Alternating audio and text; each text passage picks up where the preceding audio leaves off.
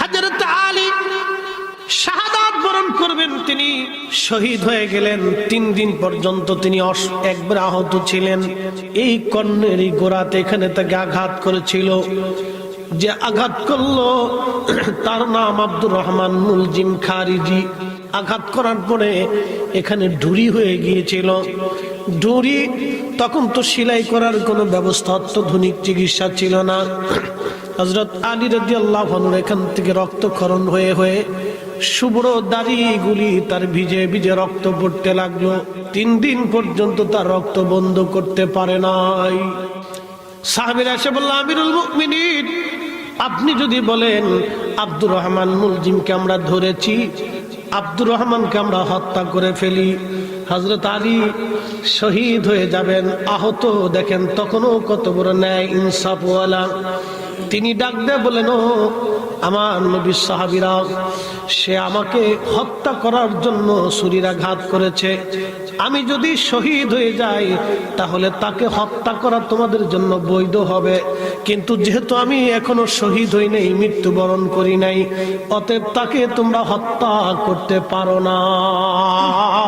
চিৎকার মেরে জোরে বলেন না মারহাবা। মানুষ ছিল, কল্পনা করতে পারবে? আমরা হলে কি করতাম? মেরে ফেলা। আমরা হলে বলতাম মেরে ফেলে দেখ।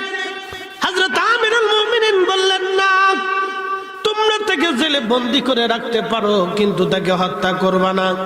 যদি আমি বেঁচে যাই, আল্লাহ আমারে বাঁচায় দেয়, তাহলে বিচার হবে ভিন্ন। আর আমি যদি শহীদ হয়ে যাই, তারপরে তোমরা আমার মৃত্যুর বদৌলতে তাকে মৃত্যুদণ্ড দিতে পারো। এটার নাম ইনসাফ, এটার নাম ন্যায় বিচার। আর আমাদের দেশের বিচার হয় এখন পকেটে মাল নিয়ে। যারা বিচার সালিশ করে অনেকে আছে মুতিয়া ফানি নেয় না।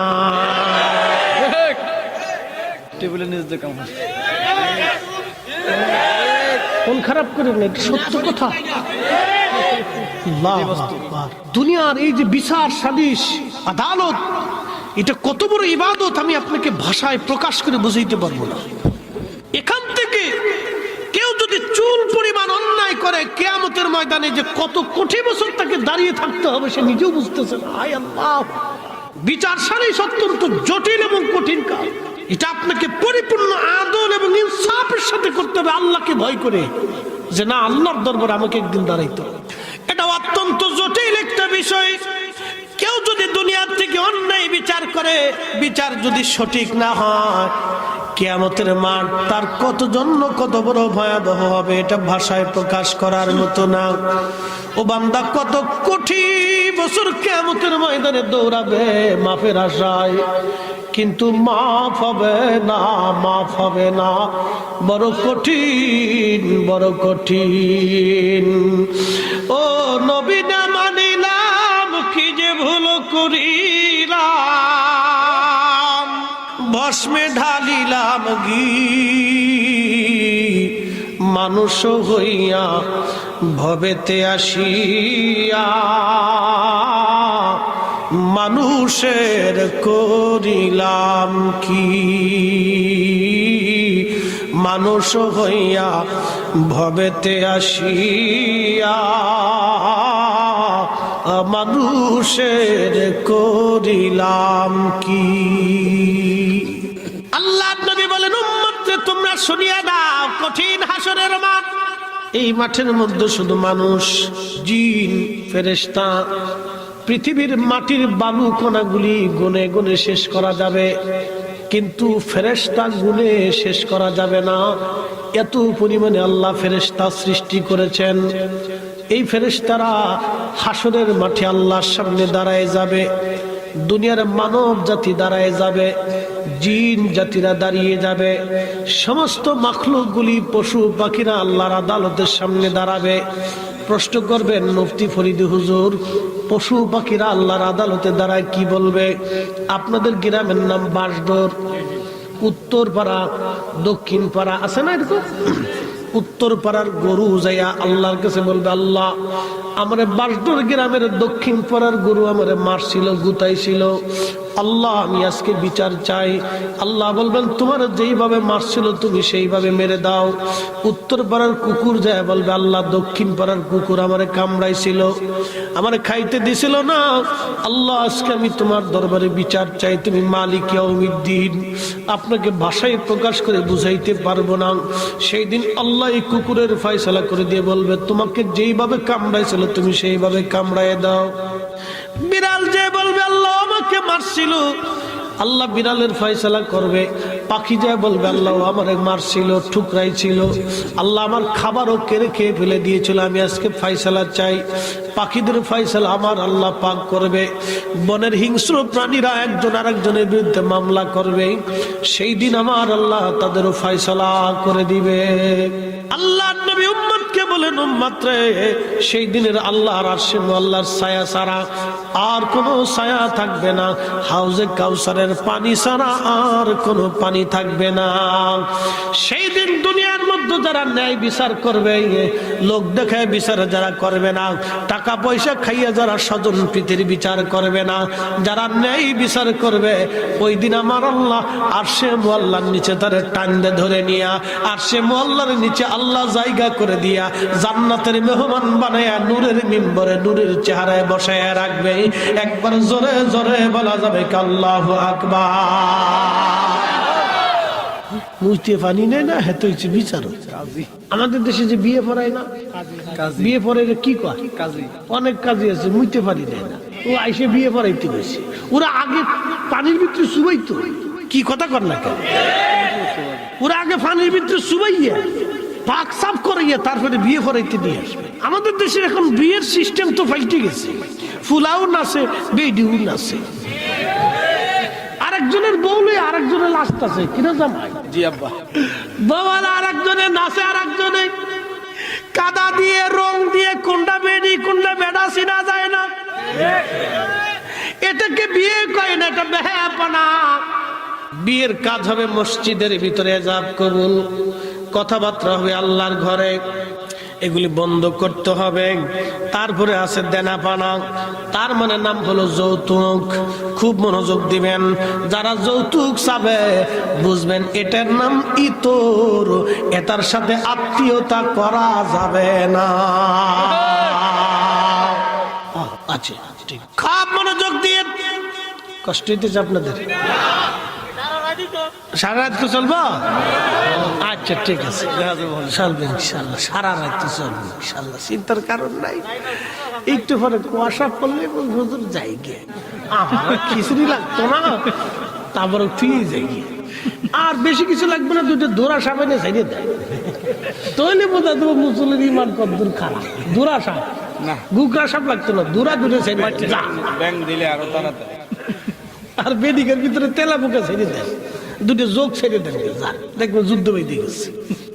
নবীগঞ্জের মুসলমান, বিয়ে করবেন নবীর তরিকায়, সাবধান। যৌতুক মৌতুক এগুলি হারাম। শুয়োরের গোশত যেমন হারাম, সুদের টাকার গরুর গোশত হারাম, খাস এই আপনার কুত্তার গোশত যেমন হারাম, ঘুষের টাকার ছাগলের গোশত তেমন হারাম। বাজান রে, অন্যায়ভাবে মানুষের অর্থ মেরে খাওয়া যেমন হারাম, ওই আপনার কি বলেন, আপনার বন্য পশু এদের গোশত যেমন হারাম, যৌতুকের টাকার গরুর গোশত তেমন হারাম। যদি বুঝেন জীবনে কাজ ছোট কি ব্যবসা জীবনেও করবেন না। আল্লাহ আমাদেরকে বুঝার তৌফিক দিক বলে না আমিন। পৃথিবীতে ন্যায়ের উপরে চলবেন, অন্যায় কখনো করবেন না, সাপোর্ট করবেন, ইনসাফের উপরে থাকবেন। বন্ধু মনোযোগ দেন, হযরত আলী রাদিয়াল্লাহু আনহু অসুস্থ, আব্দুর রহমান মুলজিম খারিজি আহত, তেনাকে শহীদ করলেন। ওনার জানাজার নামাজ সকালবেলা নিয়ে যাওয়া হচ্ছে, ফজরের নামাজ পড়ে জানাজা কবরস্থ করার জন্য নিয়ে যাওয়া হচ্ছে ওনাকে। এক খ্রিস্টান অন্ধ যুবতী নারী দৌড়ায় আসছে। কুফার মসজিদের পাশে, গভর্নর হাউসের পাশে মসজিদ, মসজিদের পাশে দাঁড়ায় দাঁড়ায় কাদার বলে, শুনছো ও মুসলমানরা, আগে বলো আমি অন্ধ, চোখে দেখি না, আমাদের খলিফা আমিরুল মুমিনিন হযরত আলী কি দুনিয়াতে বেঁচে আছে না মরে গেছে? লোকেরা বলল, বলো কি আমিরুল মুমিনিন দুনিয়াতে নাই, তিনি শহীদ হয়ে গেছে। মেয়েটা চোখের পানি ছেড়ে দিয়ে কাঁদে আর বলে, হা বুঝছি আমার খলিফা দুনিয়াতে বাঁচে নাই, মরে গেছে, আমি বুঝতে পারছি। লোকেরা বলল, রে অন্ধ নারী, খলিফা দিয়ে তুমি কি করবা বলো? তখন ওই অন্ধ নারী ডেকে বলতেছে, শোনো মুসলমানেরা, আমার খলিফাতুল মুসলিমিন কুফার মসজিদ থেকে নামাজ পড়ে বাড়ি যাওয়ার সময় প্রত্যেক রাত্রিবেলা আমি অন্ধ গরিব মানুষ, চোখে দেখি না, আমার প্রয়োজনীয় সামগ্রী আমার সব খোঁজ খবর নিয়ে তারপরে খলিফা যাইতো। আজকে 3 রাত আমি খ্রিস্টান বিদায়, সে কখনো আমাকে ঘৃণা করতো না। আমি 3 রাত হলো খলিফা আমার ঘরে যাই নাই, আমার খোঁজ খবর নেয় নাই, লোকও পাঠাই নাই। এই জন্য আমি বুঝছি আমার খলিফা আজ 3 দিন দুনিয়াতে নাই। যদি থাকতো তাহলে আমার খোঁজ খবর নিত, আমার জন্য লোক পাঠাইতো, নিজে আসতো। মুসলমান সুধী সমাজ, আপনারা বুঝে যাবেন, হযরত আলীর মতো একজন মহানুভব ব্যক্তি, যিনি আমিরুল মুমিনিন দুনিয়ার থেকে জান্নাতের সার্টিফিকেট পেল, পুরা ঘরটা তার জান্নাত, শ্বশুর বাড়ির লোকজন জান্নাতি, শুধু জান্নাতি না, তারা জান্নাতের সাহিব, জান্নাতের মালিক, যাদের উসিলায় ফাতেমা, হাসান, হুসাইন, আলী নবীর উসিলায় কোটি কোটি কোটি কোটি জাহান্নামী জান্নাতে চলে যাবে। তারাও পর্যন্ত একজন খ্রিস্টান নারীর ঘরে খাবার পৌঁছাই দিয়ে গেছে। আমার পীরের বাড়ি অনেক হিন্দু যাই বিদায় অনেকে নাক সিটকে কয় হিন্দু যাই কে? আরে আল্লাহর ওলির কাছে হিন্দু যাবে না তো যাবে কার কাছে রে বেটা? তুমি নিজেও তো ধর্ম বুঝো না, তুমি নিজেও তো ধর্মের আইন চিনো না। অবশ্যই হিন্দু আমার বাড়ি আসবে, আমার বাড়ি আমি তার খাবার দিব, আশ্রয় দিব, আমি তার চিকিৎসা দিব, আমি তার সেবা করব, তার অসহায় হলে আমি সাহায্য করব। এটার নামই ইসলাম। কথা বলেন ঠিক না বেটে?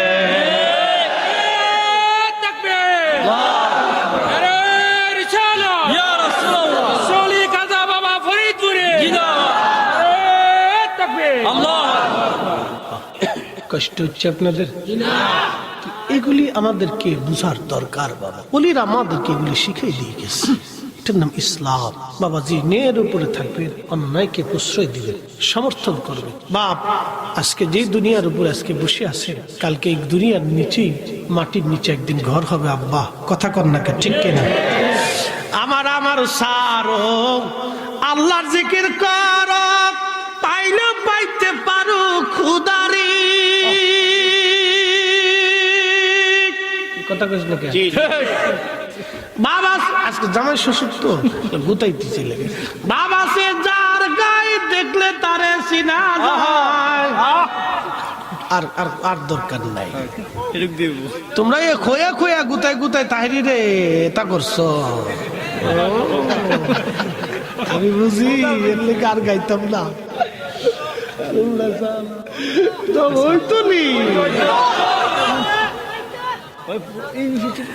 বন্ধু আমার শানই তো আর একটু যাই।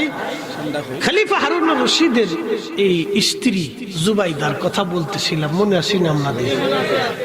জুবাইদা অত্যন্ত সুন্দরী, ধার্মিকা।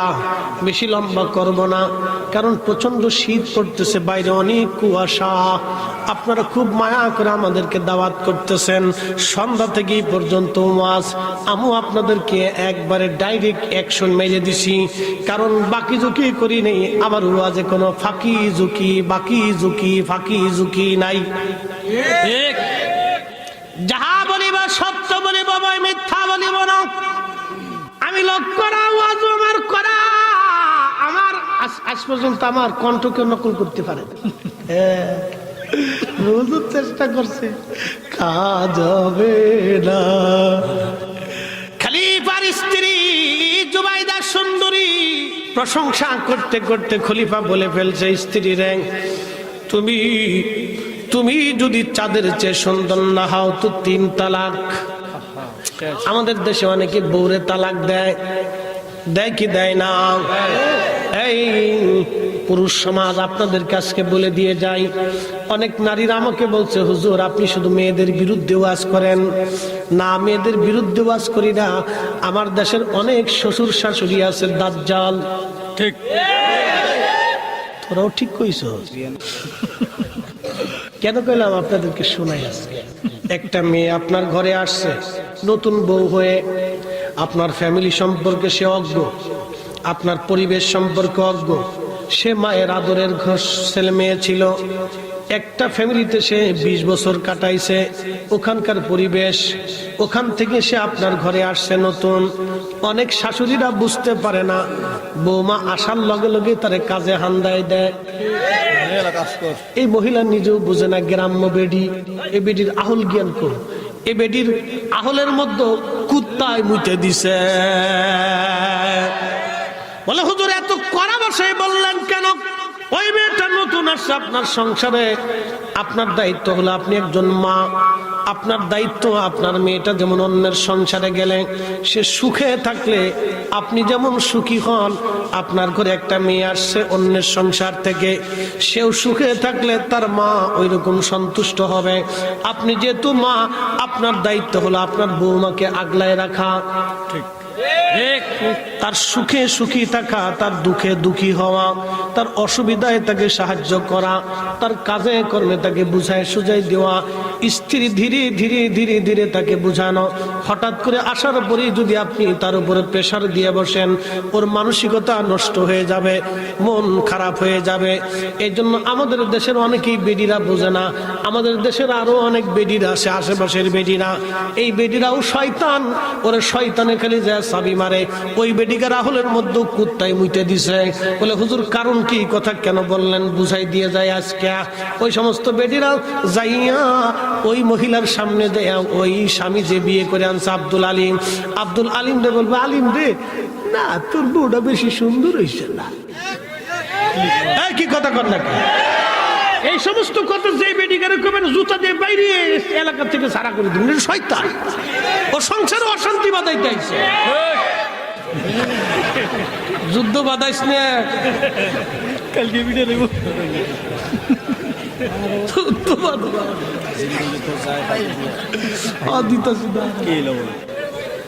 শোনেন, এগুলি সামাজিক ব্যাধি, এই কারণে কিন্তু অশান্তি সৃষ্টি হয়। কথা কন না কেন? ও নতুন বিয়ে করে নিয়ে আইছে, স্ত্রী যা মনে তাই হোক, ওই বেডি আয় ফুসলাইব না রে করিম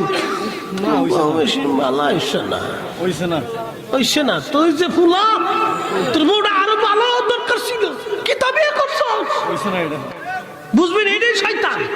আজাদিলের খালাতো বোন, কি কথা কর না কা? এগুলো সমাজে অশান্তি সৃষ্টি করে সমস্ত নারীরা। এগুলো খালি ওয়াজ শুনে গেলে হবে না, এগুলো শিখে যেত। অনেক ফ্যামিলি এভাবে নষ্ট হয়ে যায়। নতুন বউ আসার পরে তার উপর একটা প্রেশার এসে পড়ে, মনোমালিন্য হয়, সংসারে অশান্তির সৃষ্টি হয়ে যায়। বিবাহ একটা পবিত্র বন্ধন, আপনি এটা ছেলে খেলা না। এটার মাধ্যমে আমার পরিচয় হয়েছে, হুজুরের পরিচয় হয়েছে, ওলামা ইকরামের পরিচয় হয়েছে, আপনার বাবার পরিচয় পেয়েছে। সমস্ত নবী আলাইহিস সালামদের সুন্নাত, আল্লাহর তরিকা এটা। প্রিয় উপস্থিতি আমার, খুব মনোযোগ দেন। জুবাইদা বলে ফেলছে তালাক।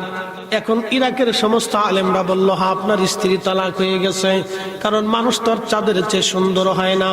চিন্তায় পড়ে গেলেন খলিফা, মনক্ষুণ্ণ হয়ে মাসের পর মাস চলে গেলেন তিনি এক নদীর পাড়ে, গাছের নিচে বসে বসে চিন্তামগ্ন। খুবই কষ্ট, মাত্র 5 মিনিট কথা বলবেন না, লড়াছড়া দিবেন না। যদি পেশাব আসে সুন্দর করে একবারে সেলো মেশিন চাপ দিয়ে ধরে রাখেন। কথা বুঝছেন না? যদি পেশাব আসে তো লড়াচড়া দিন না, সেলো মেশিন চাপ দিয়ে ধরে রাখেন, একবারে নাট বল্টু টাইট দিয়ে বসে থাকবে, কোনো লড়াচড়া হবে না। খুব মনোযোগ দিয়ে খলিফা হারুন রশিদ রাহমাতুল্লাহি আলাইহি বুজুর্গ ছিলেন, যদিও পাপ পুণ্য সবারই আছে, কিন্তু চিন্তায় পড়ে গেলেন। এক যুবক আলেম রাস্তা দিয়ে আসে, জিজ্ঞেস করলেন, আসসালামু আলাইকুম মুরব্বী।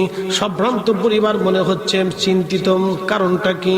বলে, বাবারে এত আলেম ওলামা যার সমাধান দিতে পারে নাই, তোমার কাছে বলে লাভ কি? বলে, হুজুর বলেন, সিংহের দরজায় ইঁদুরেরও প্রয়োজন হয়, ছোট বলে আপনি আমারে দূরে ফেলাই দিবেন না। বলেন। বলতেছে, বাবারে আমি আমার স্ত্রীকে পূর্ণিমার চাঁদে হুজুরের প্রশংসা করতে করতে বলে ফেলছি, আমি দেশের খলিফা হারুনুর রশিদ, আমার স্ত্রীর নাম জুবাইদা, বড় নেকবক, সালেহ, আবেদা, জায়েদা। আমার স্ত্রী বলে ফেলছি, চাঁদের চেয়ে সুন্দর যদি না হয় 3 তালাক। আমার এই স্ত্রী আর কোথাও পাওয়া যাবে না। আলেমরা বলছে হিল্লে দেওয়া লাগবে, 3 তালাক হয়ে গেছে। এখন বাবা আমি বড় বিপদের মধ্যে পড়ে গেছি। আমার নেকবক স্ত্রী আমার ভুলের জন্য আজকে সে কষ্ট পাচ্ছে। তখন ডাক দিয়ে বলল, হুজুর চিন্তার কোনো কারণ নাই, আপনি চিন্তা করবেন না, আপনার স্ত্রী তালাক হয় নাই, আমি ফতোয়া দিয়ে দিব। দলিল আছে? মহা দলিল আছে। বলে দলিল কেমনে, কিভাবে?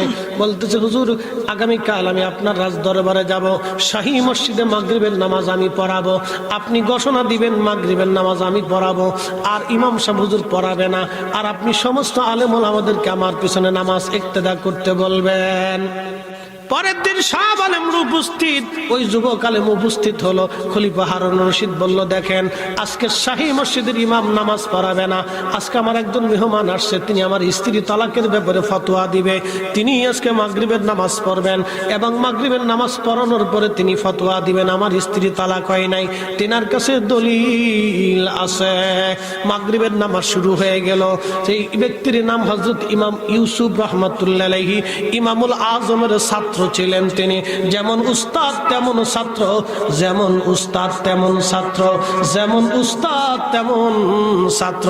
উস্তাদ ভালো হইলে ছাত্র ভালো হয়, আর উস্তাদ বিয়াদব হইলে ছাত্র বিয়াদব হয়। ঠিক কাজরে ঠিক। আমার নাম ফরিদি শাহ। জায়গা মতো দিতে একবারে জায়গা মতো বুঝলে বুঝ পাতা, নাইলে তেজপাতা। খাপ মনোযোগ দিয়ে, যেমন উস্তাদ তেমন ছাত্র। নামাজ শুরু হয়ে গেল। আলহামদুলিল্লাহি রাব্বিল আলামিন আর রহমানির রহিম মালিকি ইয়াউমিদ্দিন ইয়্যাকা না'বুদু ওয়া ইয়্যাকা নাস্তাঈন। সূরা শেষ, সূরা 3 শুরু হয়ে গেল। ওয়াত-তিন ওয়াজ-যাইতুন ওয়া তুরি সিনিন ওয়া হাদাল বালাদিল আমিন লাকাদ খালাকনাল ইনসানা ফি আহসানি তাকওয়িম।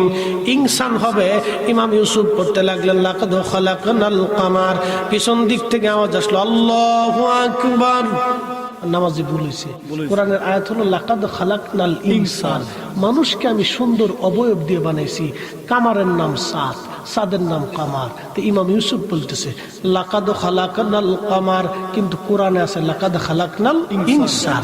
লাকাদ খালাকনাল কামার, আবার পড়তেছে লাকাদ খালাকনাল কামার। পিছন দিক থেকে আল্লাহু আকবার, মানে ভুল হয়েছে। খলিফা চিন্তা করে কোন হুজুর ধরে নিয়ে আসলাম, এটাই বউ তালাকের ফতোয়া দিব, সূরাই পড়তে পারে না। আমার বউ গেল, ইজ্জত গেল আজকে। চিনতে মাথা নত করে, আরে কি হুজুর ধরে আনছি। নামাজ শেষ। উলামা একরাম বলল, খলিফা কোন হুজুর ধরে নিয়ে আসছেন? হেতায় নামাজের ভিতরে সূরার ভিতরে 2 বার ভুল করে ফেলাইছে। সূরা তিনি পারে না, ফতোয়া দিবে কি? ইমাম ইউসুফ বলল, না ভুল তো আমার হয় নাই, ভুল হয়েছে আপনাদের। বলে বলেন কি ভুল আমাদের কেন হলো? বলে খলিফার স্ত্রীর ব্যাপারে ফতোয়া কি আপনাদের? বলে ফতোয়া হলো খলিফার স্ত্রী 3 তালাক হয়ে গেছে, কারণ চাঁদের চাইতে মানুষ সুন্দর হতে পারে না। ইমাম ইউসুফ কয় না, কুরআন বলতেছে লাকাদ খালাকনাল ইনসানা ফি আহসানি তাকওয়িম, মানুষের চাইতে সুন্দর কেউ হতে পারে না। আল্লাহ মানুষকে সুন্দর অবয়ব দিয়ে সৃষ্টি করছি। চাঁদের কথা বলেন নাই, সূর্যের কথা বলেন নাই, দাওয়াবের কথা বলেন নাই, সাজারের কথা বলেন নাই, জাবালের কথা বলেন নাই, সামার কথা বলেন নাই, ওয়াল আরদের কথা বলেন নাই। আল্লাহ মানুষের কথা বলছেন। অতএব মানুষের চাইতে কোনো কিছুই সুন্দর হতে পারে না। খলিফার স্ত্রী তালাক হয় নাই, তালাক হয় নাই কারণ চাঁদের চাইতে মানুষ সুন্দর। একবার জোরে কন্যা মারহাবা। কে সুন্দর? মানুষ। জোরে কর, মানুষ। কে সুন্দর? মানুষ। কুত্তায় কুত্তায় মারামারি করে, জীবনে মার্ডার হইতে দেখছেন? না। মানুষে মানুষে মারামারি করলে মার্ডার হয়। তাহলে এই মানুষ কুত্তার সেই তো খারাপ। হুজুর কথা খারাপ কইছি আমি? মাথা নষ্ট। আপনাকে হিসাব দিলে আপনার মাথা নষ্ট হয়ে যাবে। যে ফরিদ সাহেব হুজুর বলেটা কি? বিড়ালে বিড়ালে মারামারি করে। মারামারি দেখছেন? ওগার হাতাহাতি 4G স্পিডে চলে। 4G স্পিড আরো বেশি, কিন্তু রক্ত বেরোয় না। কি কথা কর না কেন? এই যে হাতাহাতি চলতেছে, রক্ত বেরোয় না, মার্ডার হলো না জীবনে, কিন্তু মানুষে হাতাহাতি করলে রক্ত বের হয়ে শেষ। Murder, 18 to murder. তাহলে মানুষ বিড়ালের চাইতে নিকৃষ্ট। কি কথা কর না কেন? আমাদেরকে মানুষ হইতে, আল্লাহ আমাদেরকে সর্বশ্রেষ্ঠত্ব দিয়েছেন মানুষ হওয়ার জন্য। আল্লাহ আমাদেরকে মুসলমান হয়ে কবরে যাওয়ার তৌফিক দিক বলে না আমি আমিন। সেজদা হবে কার? আল্লাহ। জিকির হবে কার? আল্লাহ। আইন মানবো কার? আল্লাহ। বিধান মানবো কার? আল্লাহ। আল্লাহ। এক কথায় শেষ বাবা, দুনিয়ার থেকে একদিন সবাই কবরে চলে যাব। শুনতে চাইছি, শুনতেছি, টাকা দেয় না। ওই যে এটা গজল শুনবা, যে শুনবা সে টাকা রেডি করে। জিন্দেগি তোর যাইরে ফাঁকি দিয়া রে সোনার আদম, জিন্দেগি তোর যায় ফাঁকি দিয়া। ও আদামরি বাগ ধরিয়া গেছে দাড়ি, দন্ত বাছে গুটা চারি, সমন জারি গিয়াছে করিয়ার সোনার আদম, জিন্দেগি তোর যায় ফাঁকি দিয়া। বাজান রে, আমরা কবরে চলে যাব, সম্পদাদি নিয়ে কেউ কবরে যাওয়ার সুযোগ নাই। আপনারা বলেন মাহফিলটা কি আগামী বছর হবে না বন্ধ হবে?